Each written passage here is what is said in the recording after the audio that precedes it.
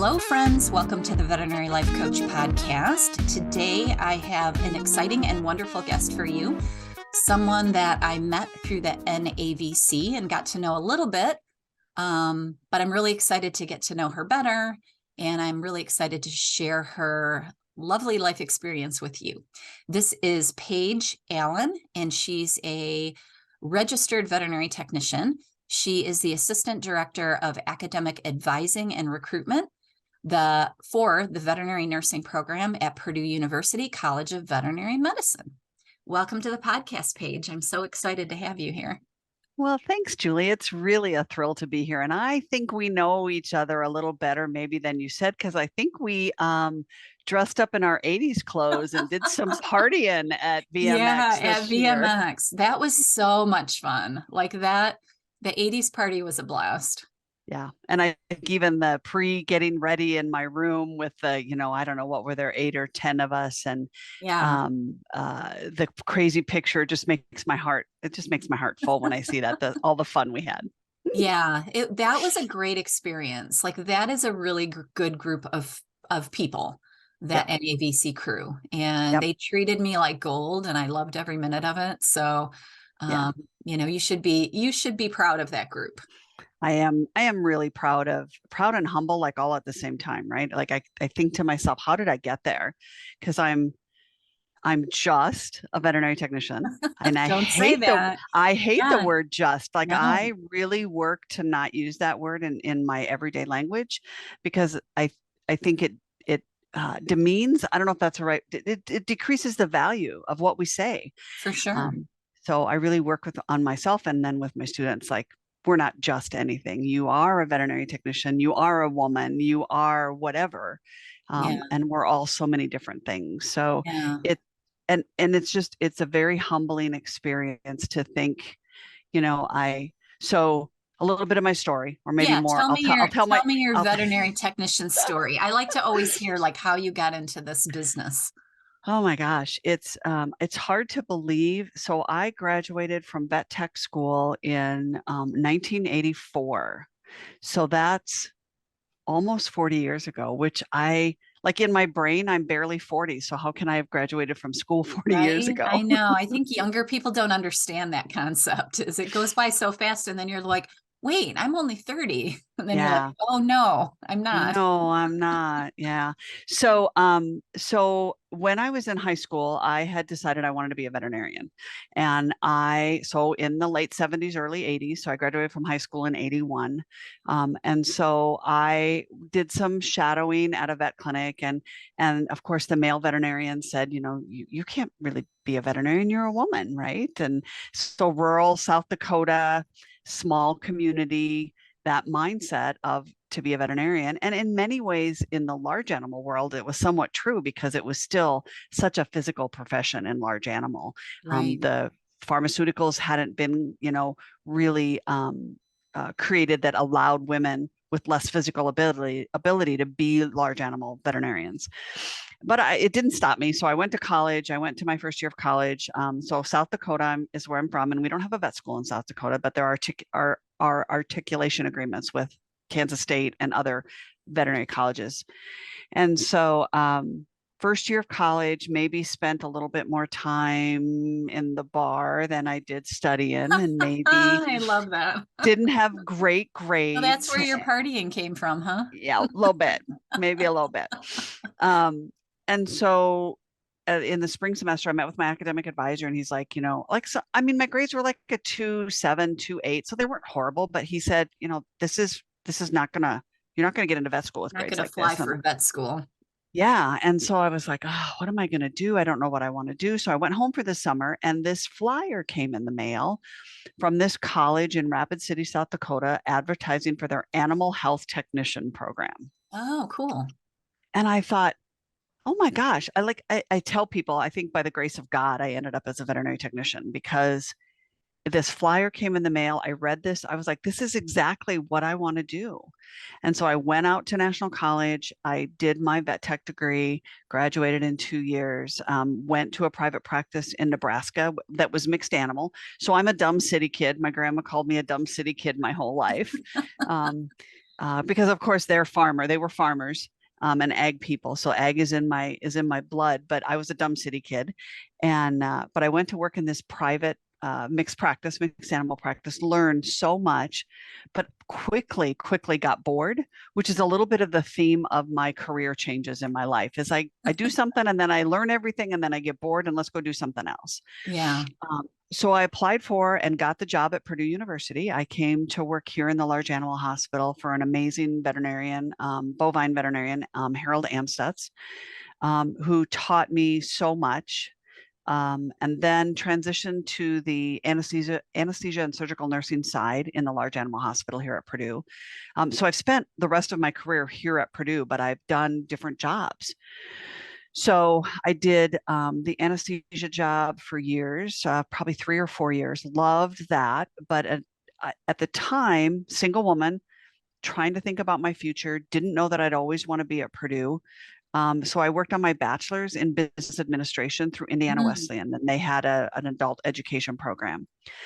And so while I was doing that, then the director of central supply job came open in the hospital. And so sterilization, surgical goods, syringes, needles, all that stuff for the whole hospital.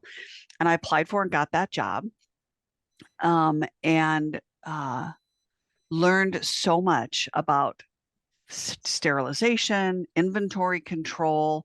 I instituted the barcode system in our hospital for tracking items, back in the olden days before there was a lot of computerization. Yeah. Um, I brought ethylene, I got rid of ethylene oxide and brought in CO2. Is that right? CO2 sterilization, for your endoscopes and things, Yeah. Yeah. that transition. Hmm. And then, and I also supervised like 5 people. And I realized at that time that maybe supervision is not my strength. Why do you say that? What Well, I about say it that. didn't appeal to you? So when, um, so one of the things I just talked to my supervisor about, because we just did my performance evaluation, was I, I know, sounds arrogant, I'm saying it. I know that I'm a good leader. I'm good visionary. I'm good strategic. I'm a good leader. I am not a great supervisor or a manager of people. Those are 2 very different skills. Yes, they are different Um, skills. yeah. And and he actually rated me higher on my evaluation than I did in my supervision portion. And he said, Paige, you don't think you are a good supervisor. He said, but you work at it. You are invested in your employees. You you do care about them and you want them to grow and learn. And he said, those are things that, but I think it's because it doesn't come natural to me. I will have difficult conversations, but I don't like them. People Not your think I like forte. them. No, Yeah. people think I like them. I don't like them, but I'm also not one to let things just bubble under the surface. Let's bring it up. Let's talk about it. And then Right. let's move on. Yeah. So, so that's why I say I'm not wild about supervision. I have 4 people I supervise now, but I'm also 20 years older and have a little more experience. So still not my favorite thing to do, but I know that I can do it. And it's that ability to step outside your comfort zone, to recognize that this is what you need to do in this role. And I think that's the piece for me, Julie, that's always people talk about, how did you get where you are? You took all these risks, and I never saw them as risks. It's like, well, this is the next natural thing to do. This is what's right for the profession. This is what's right for me. This is what's right in my particular time, and it feels right. As we talked earlier before we actually started the official, about it is time to retire. And I use the word retire from Purdue because you have to retire from Purdue to get the Purdue benefits, right? Of a So you retiree. have to use the word. So you use the word at Purdue, but I'm looking, what's my next career? What's my next Right. career move? That's where I'm Yeah. looking. So central supply director, I did that for about 3.5 years. I got recruited by Dr. Pete Bill to come down to the vet tech program, and I helped design and start our veterinary nursing distance learning program. Oh, okay. So So it wasn't there at Purdue before you got no, there. Hmm. no. So Cool. Dr. Bill and I and a couple other people brought that program together. It got accredited in the early 2000s. So it's been accredited for 20 some years. And I did that job probably for the longest period of time as a developer and then an instructor. And I would talk to Dr. Bill a lot about towards the end of my time in that position of I'm bored. But the ability, and I was bored in my job because I'm not one that wants to do the same stuff day in and day out. Mm-hmm. And that's really like I was to the point of instruction, doing some slight revisions to the courses. But that's when NAVC came into my life. And so then I got this fulfillment of excitement and learning and growing in my role on the NAVC board. And then about 5 years ago, the head academic advisor left. Oh, and during that time, I'm doing this distance learning program. I went back to school again to get my master's in educational technology because I thought if I'm an instructor and I'm designing courses, I need to have some understanding of that. I think one of the fallacies, I don't know if that's the right word, one of the weaknesses of higher education, vet schools, but also higher education in general, is that you bring in these experts in those content areas, but none of us went to school to be teachers. None of us understand instruction. None of us understand instructional design, how to write really good objectives, how to present the material, and then test on those objectives, all of that conversation. So every veterinarian, every veterinary technician that teaches in our program most of them don't have any background in education. It's not any different in the College of Science, with the biology majors, they're being taught by. So I just think to myself, it's just, anyway, that's another bright path we could go down. But I got my master's and then about 5 years ago, our head advisor left and I went, I think I want to do this. I think I want to continue to inspire and engage with and recruit and talk about this amazing profession. You know, as well as anybody, the last 5 to 10 years, the increase in suicide rate and those conversations and the change of generation and how they look at themselves, how they look at mental health, how they don't want to work 60 to 80 hours a week. And us old people are like, what is the matter with you? And I finally turned the question back to me and was like, what was the matter with me? That you were willing to work that hard, right? That I thought that was what I should do. And I don't regret anything that I've done or any of the choices that I've made because it's made me who I am today. And I'm pretty happy with where I'm at. Yeah. But I think that they have a better grip. I don't know if that's the right word, they have something that I wish I would have had, that work-life balance, integration, whatever you want to call it, of they're working to live, not living to work. Right? Yeah. And then how do we, as an older generation of hiring and engaging with that younger generation, how do we modify so that, I think people think, I want to hire one person. I need one FTE. I want to hire one person. Well, why do you have to hire one person? Yeah. Why can't two people fit that job? And maybe they're stay-at-home moms who want to get back into practice as a technician, right? I'm speaking as the technician role. Right. But they only can work half days or they can only work 3 days a week. Why are we stuck in we have to hire one person to fill one role? I mean, I know it's more people management, right? Right. But I think looking at those people's strengths and figuring out how to bring them into practice so that we're all happy, we all get a better life work balance, that we have a workplace that's a place for growth and a place for joy, and not this downer that it seems like I see a lot on social media of, my work life is horrible. People are mean. And, so that's here I am. Finishing out my career at Purdue as an academic advisor because I really want to engage with those young people. I want to be honest with them about the profession, right? It's not all riding horses and hugging puppies and shining kittens. Rainbows. Right? Yeah. It's vomit and diarrhea and it's science. It's not enough to just love animals. You've got to be able to do the biology and the chemistry and the pharmacology and the physiology.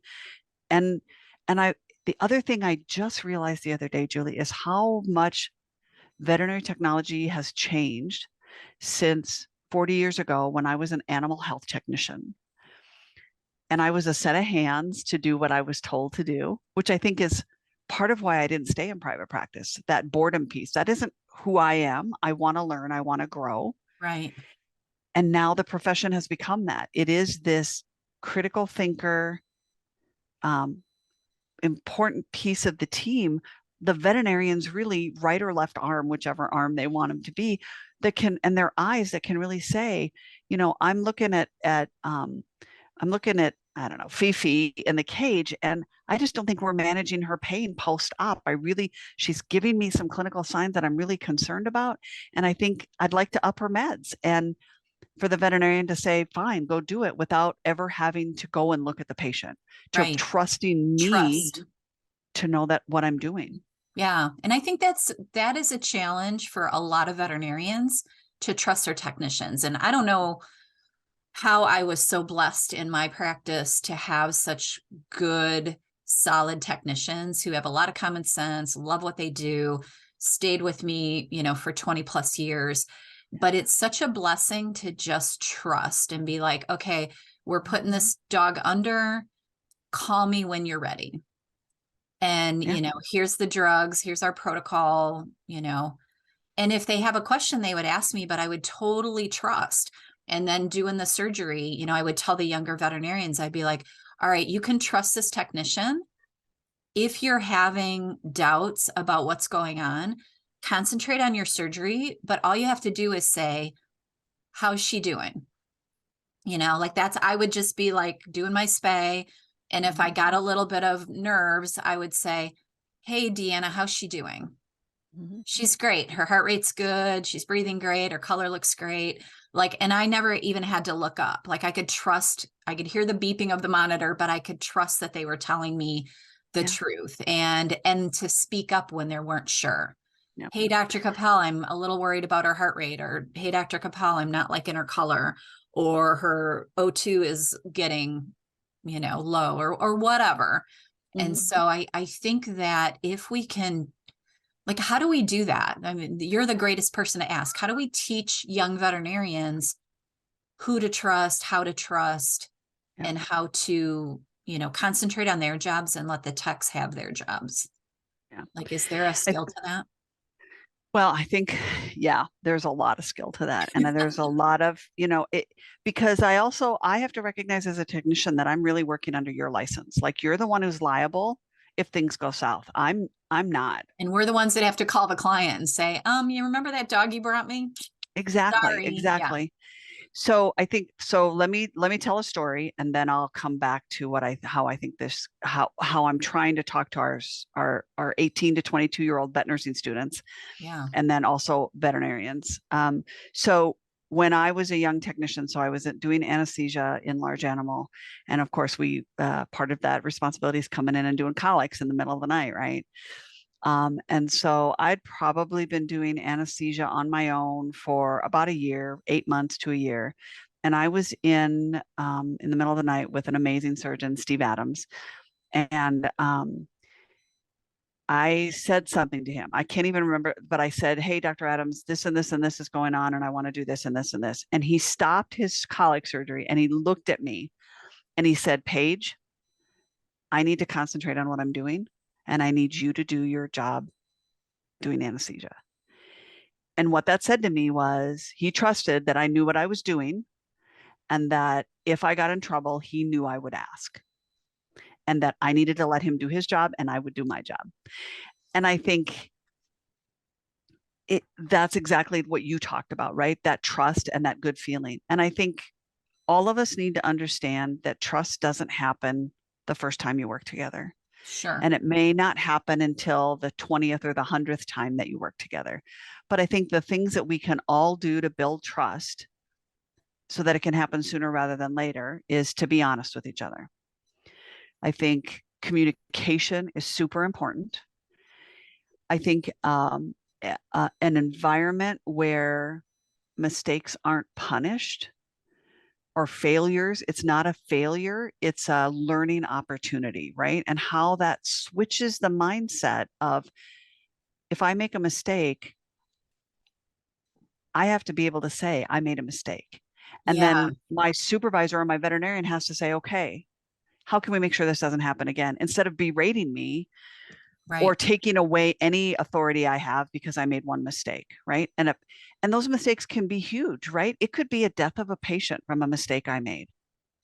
Yeah, and it sometimes is, right? Like Yeah. that's part of our job. And Yep. I'm coaching people. I'm like, look, part of our job is hard. Like we do have risk, Yep.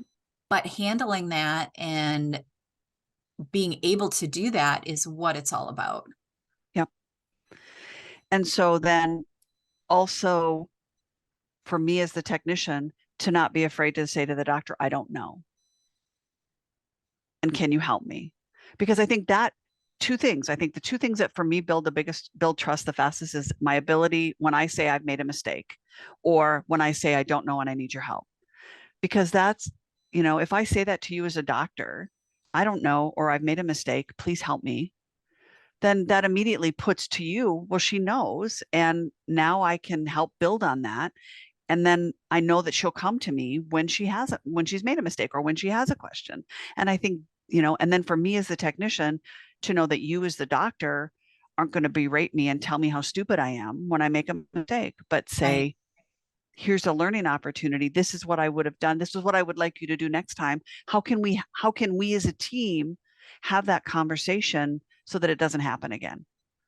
Right. You know, Well, is and it creating an SOP? Yeah, go ahead. I think the same thing goes for the doctors and being able to say, I don't know. Like when I coach veterinarians, they're really hung up on having to know everything, and it's like, why do we think we need to know it all? Because we don't. And we also make mistakes, right? And I think what you said about if the techs can say they made a mistake, that's part of that trust is I can say I don't know to my techs, or I'm starting to freak out. Like I had an instance one day, I was doing a spay and the dog was not doing well, but I've got her guts out, right? I'm trying to tie off things and I'm saying to my techs, well, do this, try that, get this drug. And finally I just said, oh, there's another doctor in the building. We had a relief vet that day. And I said, can you go get Dr. O'Connor and have her come in here? Because she was an ER vet. And I was like, Mm. that's who I need. So Yeah. I'm just like, go get her, turn down the gas. Like I'm barking out, but I'm just like spaying because I'm like, I got to get this dog off the table. Yeah. And Yeah. just to be like, okay, I don't know what to do either because my hands are in the dog. So if Yeah. we can recruit somebody else to help figure this out, like I don't know what's going on, why this dog isn't doing well. Yeah. And it was just the techs were like relieved and I was relieved because another doctor came in and she's like, all right, what's going on? Okay. And then she just kind of like took over the anesthesia part and I Yeah. just spayed the dog. And I think being okay with that, like I was panicking a little bit, they were panicking a little bit, but the three of us, the tech, the other doctor, and I figured it out and got the dog safely, through the Yeah. surgery. And I think that if you can be humble enough to say, like, I'm having a little panic moment, or I don't know what to do, or I need help, like that's all okay. Yeah. And that builds And I, trust within your team, right? yeah. And I think, Julie, even saying that, being able to say that to your technician, I don't know the answer to the question you just asked, but let's figure it out together. Right. Or, especially to new doctors when they're coming into a practice and they're working with seasoned staff. Oh my gosh. Don't be afraid to say to that seasoned technician, I don't know. I don't know. I've never done this before. I didn't get to do Right. this in vet school. Yeah. Can you help me? Mm-hmm. Can you, because we love that because it puts us on a level playing field. And we all know, right, doctor, technician, and I don't mean that in a bad way. There's a Right. hierarchy, and Right. that's how, because you guys do have a greater education than we do, but the ability to say, I'm not better than you and I need your help Mm-hmm. will go such a long way for that technician to go, oh my gosh. Or you walk by a cage and you see that a dog's laying in its own feces or urine, and you don't say, hey, Paige, go clean that up. But you get in the cage and clean it up yourself because I'm busy doing XYZ. Mm-hmm. Those are the things that, like, is it as simple as we just are human and we are kind to each other and we take care of each other? Like, why is that so hard for us to do? Yeah. And I think in a lot of ways, it's, I don't know, maybe it's programming, maybe it's the the way we're taught in school. I mean, you would know this better than I do because it's been so long since I've been in vet school. But I think on some level, there should be some class or something in vet school that teaches you that. Like, look, you're not going to know everything. It's okay. Your techs are going to know more. When I hire a new veterinarian, I tell them that. I'm like, look, these techs have been doing this for 20 some odd years, and they will help you if you're humble enough to ask. You know, I remember when I was a really young vet and I was just learning birds, this canary came in and he had a band that was on too tight. And so I was like, oh, well, I got to get it off, right? So I got it off. But when I got it off, the bird just started gushing blood. And my other avian vet wasn't, like, he was not there or busy or something. And I was just like, you know, this bird's going to die unless I do something. So like I put pressure on it and I turned to the techs. I'm like, what would Dr. Evans do? And they're like, well, I think that leg needs to come off. I think you're going to have to amputate it. And I was like, huh, what? You know, but they helped me. I'm like, can you help me? Yeah. Can you help me put the bird under? Can you help me control the bleeding? Can you help me figure out how to do this? And I did it. And then, like, I was in a panic, but the two technicians were like, well, this is what he would do. And I've seen him do this. And he would put a bandage on, and this is how he would do it. And I just did it. And then later, when I talked to the experienced vet, I was like, well, here's what happened. But I don't know that I did it correctly. And he said, well, is the leg off? And I said, yeah. And he said, is the bird alive? And I said, yeah. He said, well, then you did it right. And I still remember that because I was in such a panic. But the two technicians that had worked with him for years were like, they helped me. Yeah. And had they not been like, okay, we'll help you, we'll tell you what to do, I would have probably killed that bird, or, you know, I might have stumbled my way through it. But just to have that support was really important. Yeah. I think, you know, the overarching goal for all of us is that we want to take care of our patients, and we want to do it in the best way that we can with the tools and the knowledge that we have in that moment. And so if that's always the goal, best patient care, and by extension, client care, right? Because no patient comes in by themselves. Yep. And that's a big lesson, right? Yeah. I remember telling people, they're like, why didn't you go into human medicine? I'm like, well, because I don't really like people. And then, you know, recognizing that there's a people with every animal that comes in, and you still get to do people. But I think, you know, if that's our goal and that's our mission and that's everything we do, then all of this other stuff should, I don't know, just should not be a piece of it. But I also think, again, we have people involved, and people aren't perfect, you know, and people make mistakes, and people have bad days and aren't kind to each other. And I absolutely, you know, when I say can't we just all be kind? I definitely have days when I'm not kind. Yeah, sometimes that brain takes over and things don't come out the way you mean them to, right? Absolutely. So I think, you know, that's the thing that I try to talk to my students about is advocate for yourself. And I actually just sat in the office with a second year the other day. She's 19, and she is a student worker in our large animal hospital. And the reason she took that job is because she doesn't have a lot of large animal experience, and she wants to learn. And she said, but my supervisor is kind of yelling at me. And she said, so I talked to her about it last week. And I said, you know, I don't really know what I'm doing. I'm here to learn. And she said, my supervisor said to me, oh, that's right. So I need to change my expectations of you as a student worker. And I said to her, I am so proud of you for advocating for yourself and for asking and reminding her that your level of knowledge is not where she thought it could or should be.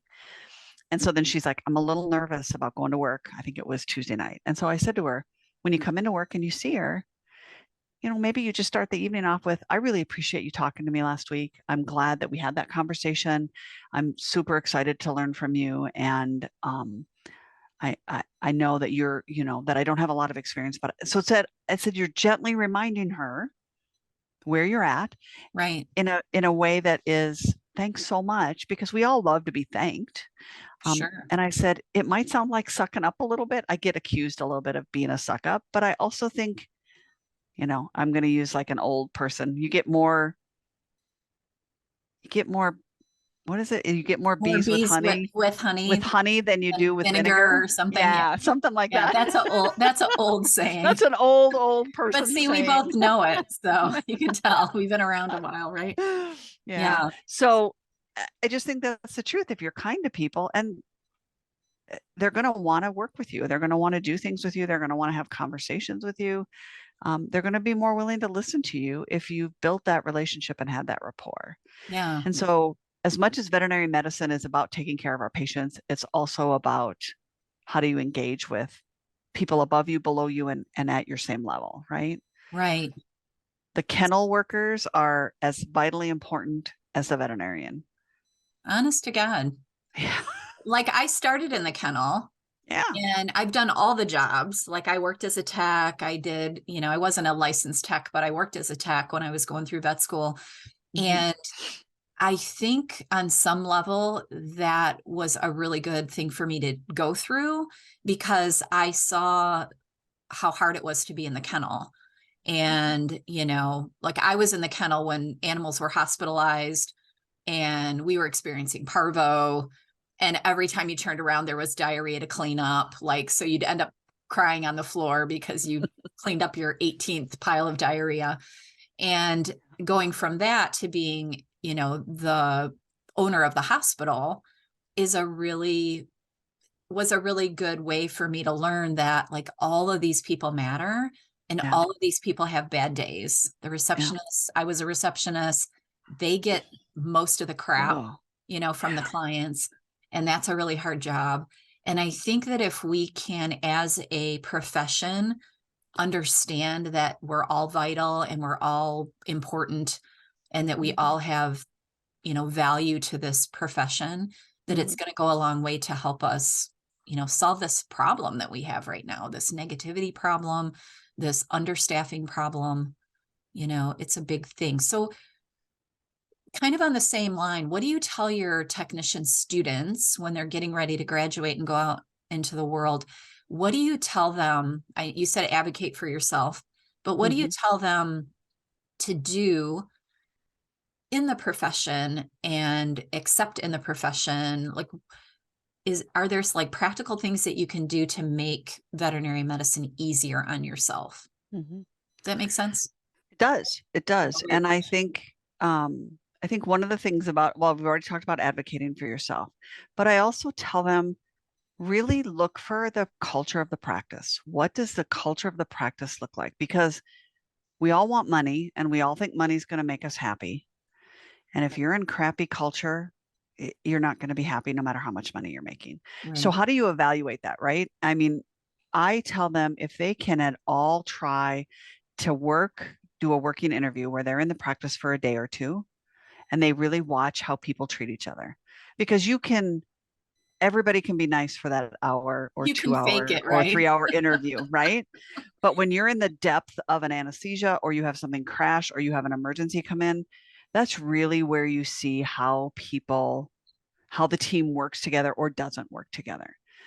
Watching how the receptionists talk to the clients, watching how the clients talk to the receptionists, and not that everybody can control your clients, right? But how is that supported? One of the things I think about, and I'm not an advocate of firing every client in the world when they have a bad day because they all have Me bad days. either. We all have bad days. Sure. But I think absolutely having a conversation of supporting your staff and and as a human being, my staff doesn't deserve to be talked to the way you just talked to them, and having those difficult conversations, or the practice manager doing that. So I think really looking at the culture of the practice and how do they value technicians. So I want to segue a little bit into the profession of veterinary technology and the Yeah. struggles that we're having as a profession. And and I'm going to pick on you a little bit because you clearly demonstrated one of the issues where you Do it. talked about you were a technician when you were getting ready for vet school or going through vet school, and really truly you were a veterinary assistant. Right. I was not And a tech. Right. And so the struggle in this profession of, so veterinary, I've met so many amazing veterinary assistants that can run circles around me Mm-hmm. in the clinics. Yeah. And so I'm again not devaluing that person in that profession and that chosen piece for whatever reason, that they're a veterinary assistant. But I think in order for us as veterinary technicians to, uh, oh, I get all these things start popping into my head that I want to say, and I want to be linear and I want them to make sense. And I'm like, Right. I oh, know. if I you have were that just kind in of my brain head, too. if you were I in my think head right now, Julie. my listeners are used to that because when I'm on these by myself, sometimes I go all over and then I listen to it and I'm like, well, I don't even know if that made sense. So we have over 200 veterinary technology programs in the United States that are cranking out students every day. Right. And we can't keep them in the profession. And about 5 to 7 years, people are leaving, is what most of the studies are showing. And Right. I think it's a multitude of things. But I say to people, I don't want to create more vet tech programs. I want us to plug that. I don't want to pour more techs into the bucket. I want to plug the hole at the bottom of the bucket. Yeah. How do we keep So them that, in? right. So Yeah. I think one of them is absolutely starting to really value us as a profession. And we are, and I know it's not in every state, but it has to start to come into the state legislatures. We have to open practice acts. We have to protect the title, whatever title gets chosen, right? I mean, that's another whole conversation about veterinary technicians, veterinary nurses, and all of that. I know But my techs hate the nurse yeah, word. that's because they're all old. Exactly. They're used to being Yeah, techs and they see the yeah, value in that. yeah. Yeah. And and and I was on that wagon for many years. I'm a registered veterinary technician. This is what I've done. But the Right. younger generation, well, so two things. When somebody says, what do you do? And I say, I'm a registered veterinary technician, and they say, I don't know what that is. I say to them, it's like a nurse for animals. Right. And then the light bulb goes on for the public, right? The public understands the Nursing. importance of a nurse, Right. right? So that, and then the other thing is the younger generation really loves that term much more. And you know what? I'm fading out. So I've kind of gone to, I don't really care. I want us to pick one. I want us to all get behind it, which I don't know, how do you make that happen? But that's for the young people to figure out. Um, but then get into the legislatures and get it into the practice acts. And then I'm going to say this, and then veterinarians have to step up, because in the state of Indiana right now, registered veterinary technician is a protected term by law. It's a misdemeanor for anyone to call someone who hasn't graduated from an AVMA accredited program, passed the VTNE, passed the state boards. It is against the law to call them a veterinary technician. Oh, I like that though. That's good. Yeah, but Julie, the law doesn't stop people from doing it. Well, of There are course. still doctors in the state of Indiana who call everybody on their staff veterinary technicians. Right. Instead of veterinary assistant. And correct. Yeah. And I also respect the fact that veterinarians can't hire enough technicians. So they're hiring people off the street and they're training them to do what they need done. And those are veterinary assistants. And I am fine with that Right. because I know we have this hole. And so I'm not saying don't have them, but call them the right name. Like, how would you feel if so then we get the conversation of, well, they know as much as you, so why can't they take the VTNE? And I say, well, fine. I know as much as you as a doctor. Why can't I take the boards, sit the boards, and call myself a doctor? Right. So until we get to that point where the profession is as recognized as a doctor of veterinary medicine, and that you don't just pull in somebody off the street and say, you're now a doctor or you're now a technician and you can do these things.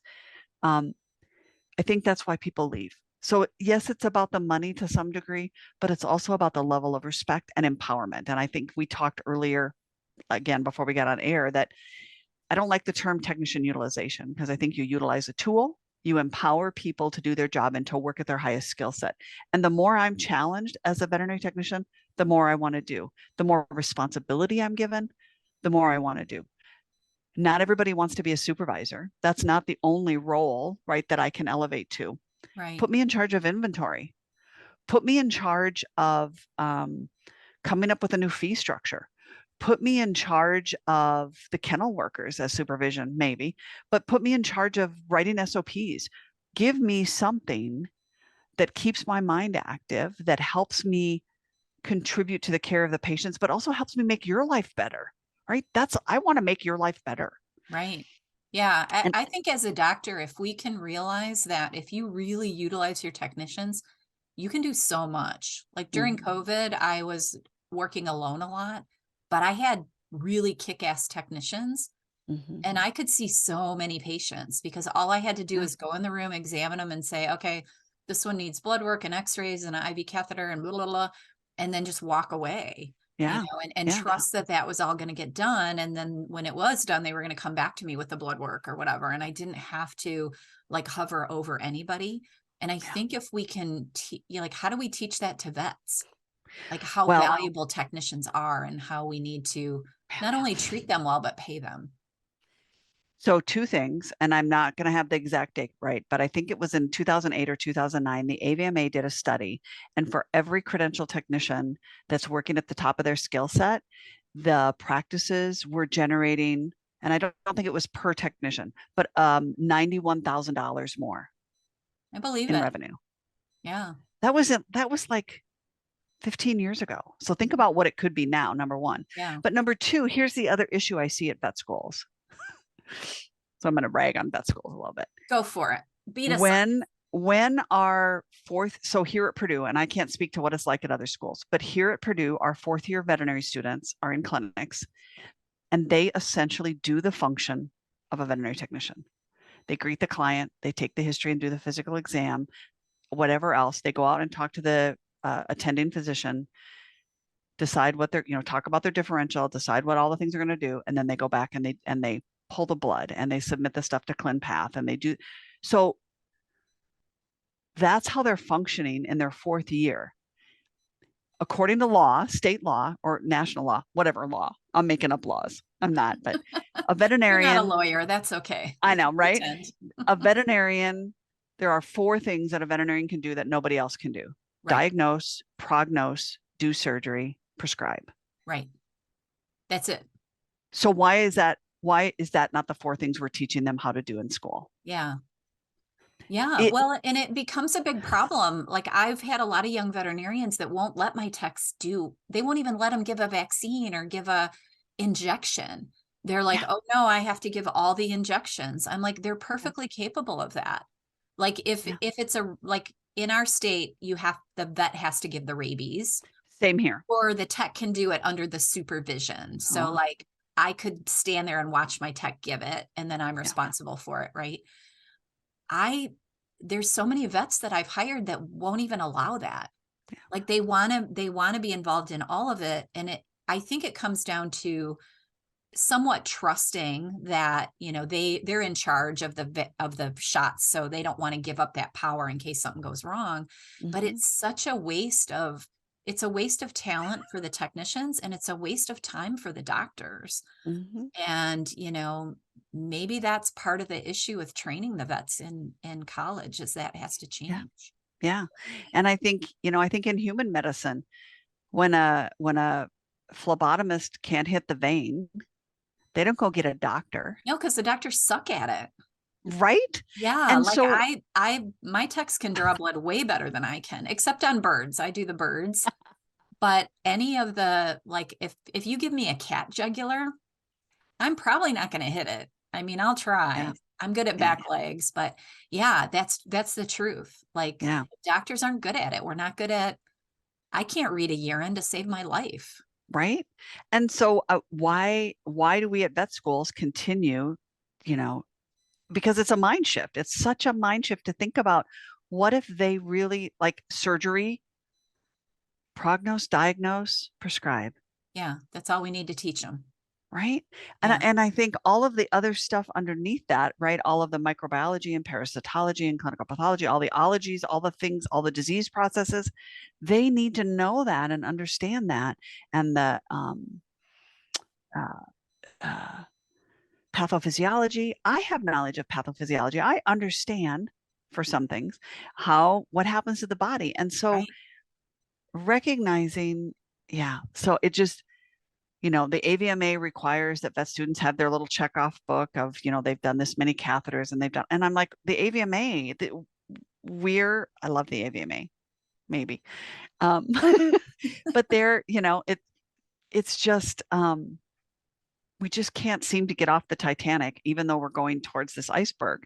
It's like, you guys make the shift. Just Right. because Let's this is how change. you learned and this is how you were trained and how you were educated doesn't mean it's that we need to keep It's doing that. correct. Yeah. Yeah. Well, I But agree with you because I have seen that mentality come out of vet school time and Mhm. time again that, oh, well, I don't want to let the techs give my vaccines. I don't want to let the techs do a cysto. Like they Mhm. have all of these like rules. And I'm like, oh no, they know how to do it. They're good at it. Yeah, And they're yeah, probably way better than you are coming right out of vet school. yeah, So they can give a shot without it hurting. Your dogs are jumping every time, there's a problem here. So yeah, I really think that's a big part of it. And I yeah, think, you're hitting the nail on the head. Like yeah, if techs felt respected, yeah. And we talk about the money thing and how we can't afford to pay. And I don't think that's just a technician thing. That's a doctor thing too, because again, you know, do you ever get to call your doctor and talk to them and you don't get a bill in the mail? Or, you know, it, we don't value as a profession, we don't value our time and our knowledge and charge clients for that. right. And I absolutely, my heart bleeds with every client that comes in the door and can't afford to care for their $3,000 labradoodle. Frenchie. you know and yeah, and thinking about as a pet owner what it costs to, I mean, it's not really in some ways any cheaper than having a kid, right? I mean, we don't send them to college, but Right, right. Yeah, you can there use are that college money expenses for their medical expenses, right? there are expenses for owning an animal and having a pet in your life. And I am as guilty as anybody about when I take my cats to the vet and I'm like, damn it, this costs so much. And then I'm just like, shut up, Paige, shut up, Paige, shut up, Paige. And I think some of that's our society, right? We want everything free or cheap or whatever, but yet we want it American made. But you can't do things free and cheap when it's Well, and American made. I think we're not comparing, like, I don't know why we think that veterinary medicine is so expensive because, like trades, I just had my house painted and it was like, I don't know, over $3,000. Yeah, And those guys are just like putting the paint on, which is something I could do. Like I'm not right. trained like they are, and I probably wouldn't do it as well.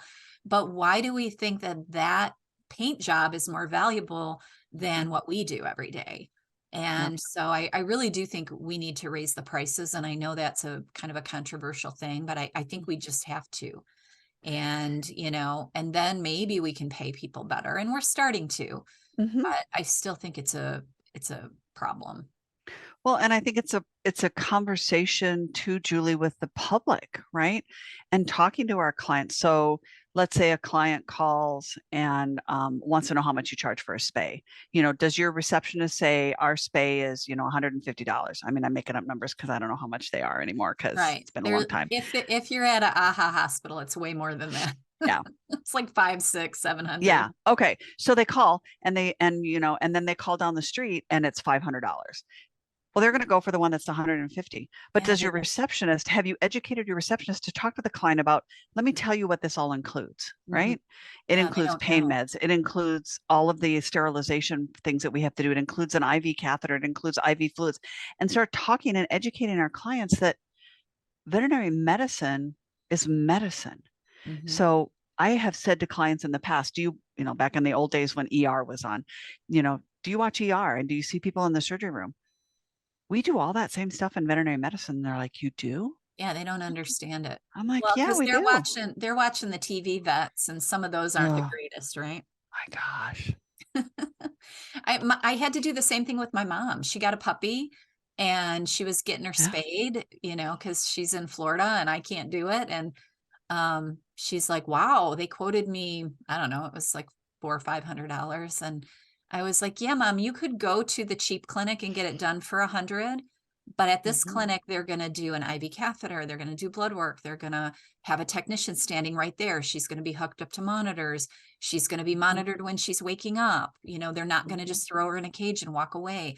Like there is a difference between the price of this spay and Mhm. another spay. Like if she was at the Mhm. Humane Society, not to degrade the doctors that do Humane Society work, No. it has to be done at a cheaper level, but you're paying for this, not this. Yeah. And, you know, until people understand that, because they don't get to watch it. Like my mom has no idea, even though Yeah. she's been with me for years, she knows what I do, but she doesn't have an idea of why it's so expensive, Yeah. you know, so expensive. And if you were Yeah. getting a human hysterectomy, you know, what would it Well, be? 40,000, 50,000, maybe? yeah. And so that whole thing of insurance, right, in human medicine and how that is a business, Yeah. right? But Yeah. we as a patient see this small piece of the bill of what it really costs to get it done. Um, and then I think, the other piece for me, Julie, is access to care, and That's a the big issue importance right of now. pets. Yeah, the importance of pets in people's lives. And Mhm. I want us to be able to provide care to those pets of homeless people or those people who don't have all of the funds. And how do we do that? Because again, I think that human animal bond is so important in this. It always has been, but especially in this day and age of, I think, increased mental health challenges for people, Right. and how pets can really help with that. And so, also educating our veterinarians and our technicians of not every patient and owner can afford or want gold standard. Correct. And so what is the other standards that's not, I don't want to say lower, but what are other options for this pet so that it gets some care, that the client knows that it's being well cared for? How do we look at that?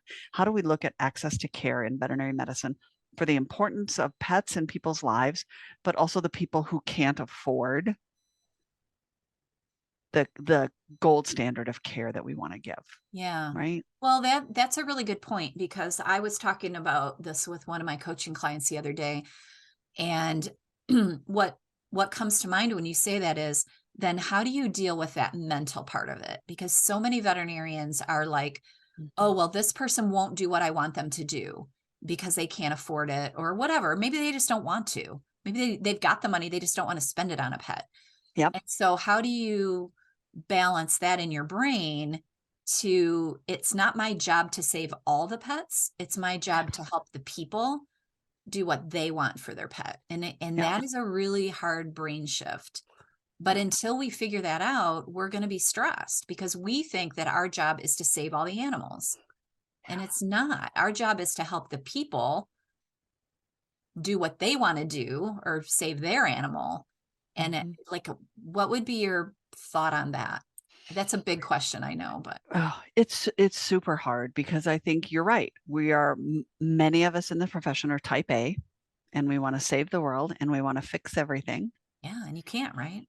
No, and I on a personal level, just a few nights ago at home, had a breakdown with my husband, and I'm like, there's all these layers of things happening, and now another layer is hit, and I just can't do this. And we need to talk about it, and we need to figure out how to manage these all of these things that are going on. And so I think first of all, we have to recognize where we are personally in that space. Um, how do we take care of ourselves? So, and when I talk to students, I talk about the bucket. I always talk about a bucket, apparently. How do you keep your bucket full so that every day you can come into work and pour your bucket back out to those people? And then you go home at night or the weekend or whatever, and you've Try to got to fill fill it your back bucket. up. Yeah. Yeah. How do you do that? Yeah. And how do we set boundaries? How do we, which, everybody talks about boundaries. Boundaries are super hard.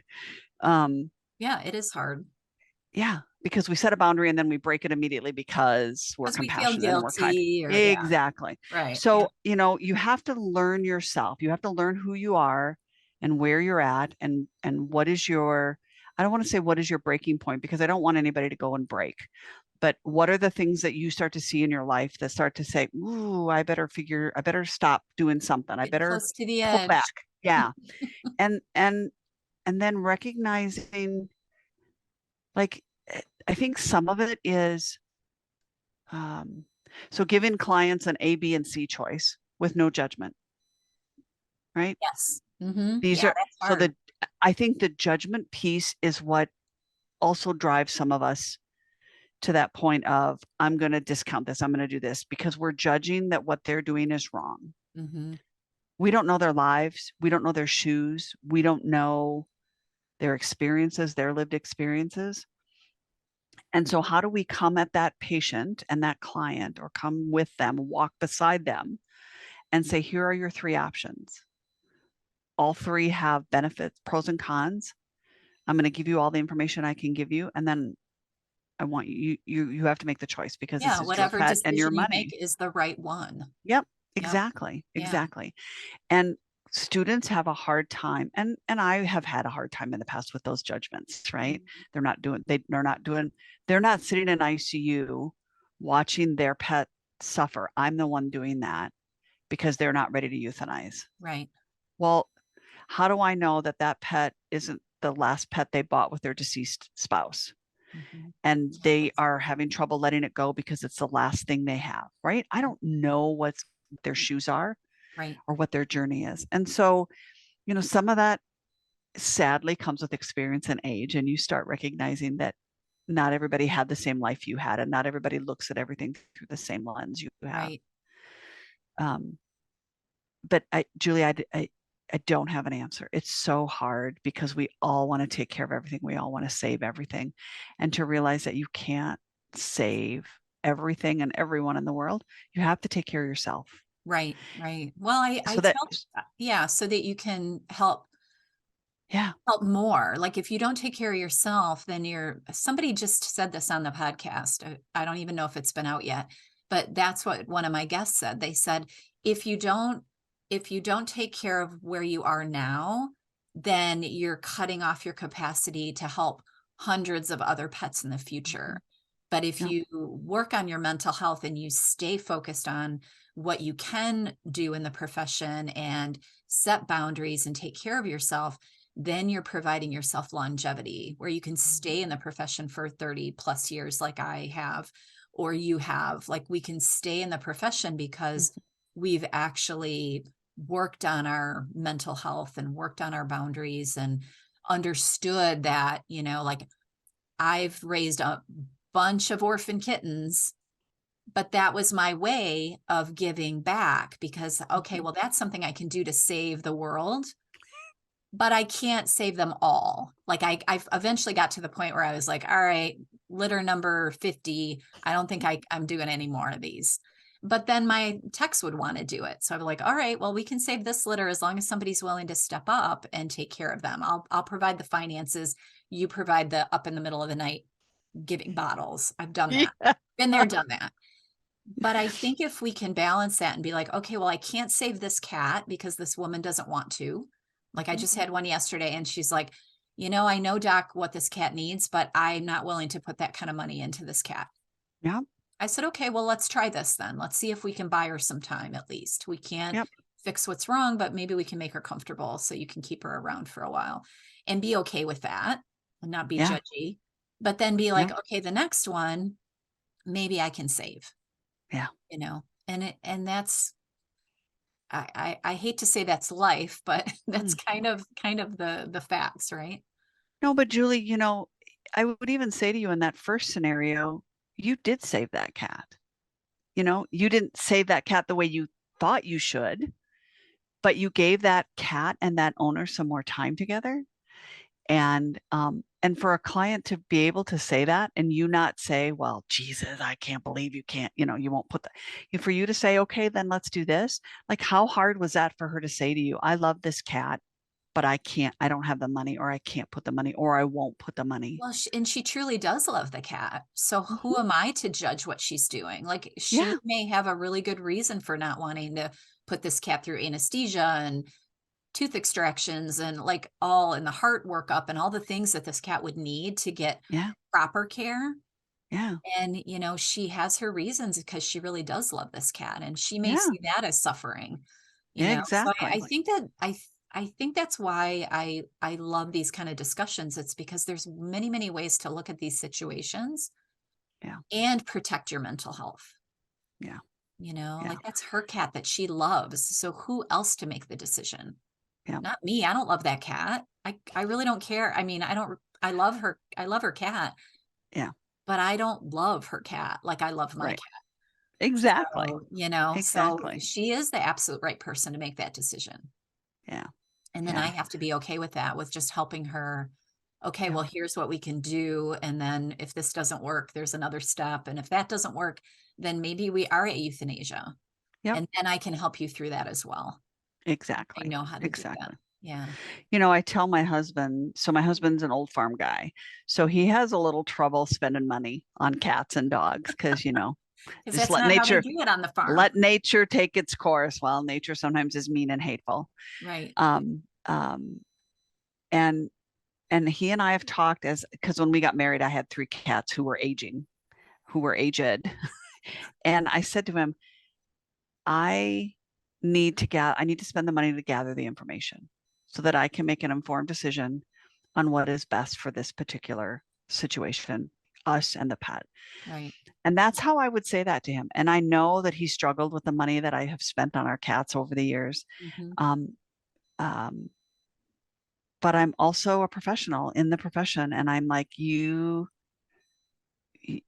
have, our job is to help the client understand what's going on with the pet, how we as a profession can help, and how they as the owner, right? It's the whole team, right? I mean, I Yes. even account the owner as part of It's the a team. collaboration. It Yeah. is. I say that all the time. I'm like, that Yeah. client knows more about that pet than you do. Yep. And so how can we all work together for quality of life for that pet, whatever that looks like, you know? Um, yeah. It's so tough. It's sometimes it's the toughest thing I've ever done in my life, but at the same time, it's also brought me some of the greatest joys in my life. I don't know how else to, and that's what I say to students. It can be the hardest day, but it can be also be the most amazing day of your life. Yeah. Yeah. On both sides of it, right? The joy Yeah. and the sorrow. It's Yeah. all an experience. Yeah. Yeah. All And so right. then Well, figuring out how you handle it. yes. Well, and getting help. Yep. Like I always say Oh, that. yeah, yeah. That's why I'm doing what I'm doing. That's why I'm having you on the podcast. I want people to know that there's people out there that have been through it and have experience and know how to help, and you know that like you don't have to quit the profession. You don't Mm, have to, you know, hurt yourself or suffer mentally. Like there's so many tools in the toolbox that we can help you with. And that's why I love what you're doing and I love what I'm doing, because I really think that all of us together can make this work, this yeah. profession that's really Agreed. struggling right now. All right, so we've been going probably over an hour, close to an hour. So Okay. I want to have you back because like there's so many other things we can talk about, right?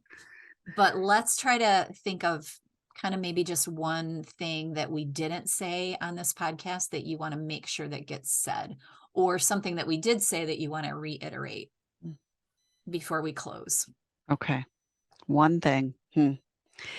Um, so I think I would say respect each other, be kind to each other. And when I say that, I also mean respect and be kind to yourself. Give Mm, yourself some grace. I love that. Yeah. Yeah. Treat yourself like Yeah. someone you love, right? Yeah. Right. Or Mhm. better. Seriously. Yeah. I mean, that's a golden. If you Yeah. can do that, that's golden Yeah. because, you Absolutely. know, none of us are perfect. None of us have it all figured out. Like we're all humans, right? Yeah. Yeah. All right. Struggling Well, through. I definitely want to have you back because there's a lot of things I still want to talk to you about. I want to talk to you about the Great. board work. I want to talk to you about all the other things you've done. So we'll do this again when we can. But Perfect. tell people how they can find you if they want to, if you want them to find you. Yeah, absolutely. So I am on Indeed. Is that right? No, LinkedIn, not Indeed. Sorry. LinkedIn. I'm on Yeah. LinkedIn. Paige Allen, MSRVT. I don't know my exact little link. I can send that to you if you want it. I don't know if you Yeah, I put can put stuff it in in the there. show notes, or you Yep. can, they can look you up. Yep. I Googled you and you come right up. Yeah. So Yeah. I'm on Facebook too, but Facebook is my, I don't want to say less professional side because I'm still professional, but you'll see a lot of grandbaby pictures and some of that stuff. So, yeah. if you want to get me, if you want to see me, find me on there, I'm actually, I'm not going to, you'll have to find me. Yeah. Reach out to me on LinkedIn and I'll share my name on Facebook because it is different. Okay. Um, Awesome. but absolutely through Purdue, people can reach out to me on my email. It's pjones and the number 2 at purdue.edu. And that's because when you get married, Purdue wants your firstborn child to change your name. So I was a Jones. So P Jones and the number 2 at purdue.edu. But my name is Paige Allen, and I'm always happy to talk to people about the profession, any aspect, role, questions. Always happy to. If I don't know the answer, I'll help you find it. Awesome. I love it. Well, thank you so much for being on the podcast today. It's been delightful and fun, and Oh, I want to keep going for hours. So we'll do this again if you're willing. I would absolutely love that, Julie. I had a blast today talking with All you. right, cool. All right, everybody. Thanks for listening and have a beautiful week. Bye. Bye, Paige. Bye.